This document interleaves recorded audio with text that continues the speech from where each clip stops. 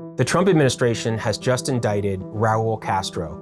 Raul is Fidel Castro's 94-year-old brother and probably the most important political figure in Cuba. This is a major development in President Trump's ongoing pressure campaign against the Cuban government. And it has echoes of the US indictment of the Venezuelan leader, Nicolas Maduro, which was the basis for President Trump sending troops in to snatch him out of the country for trial. Trump officials and experts tell us the main driving force behind all this is Marco Rubio. Let's listen to what he told Fox News while traveling on Air Force One last week. It's my personal opinion.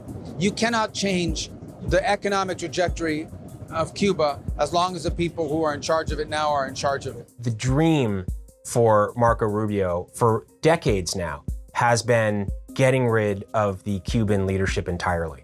His parents came to the United States from Cuba in the 1950s, and he started his political career in South Florida, where the influence of Cuban exiles is enormous. That environment instilled in Rubio a very intense anti-Castro regime worldview that he has carried with him through his political career. But he's never worked with a president who has been willing to go this far. Presidente Trump ofrece una nueva vía entre Estados Unidos y una nueva Cuba.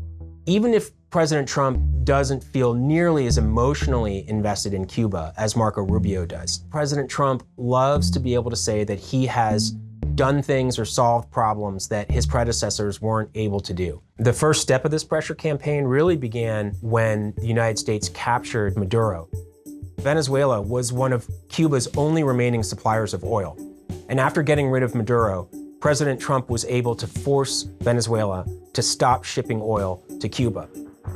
The island has almost no power right now. Over the past several months, the pressure has really been building.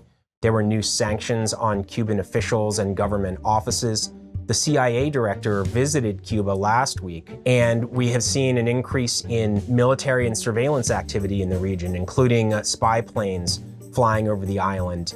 We don't know exactly how this is going to play out. The Cuban government seems very dug in and is giving few signs that they want to make a deal with President Trump. At the same time, economic conditions in the country are horrendous, and there's real human suffering.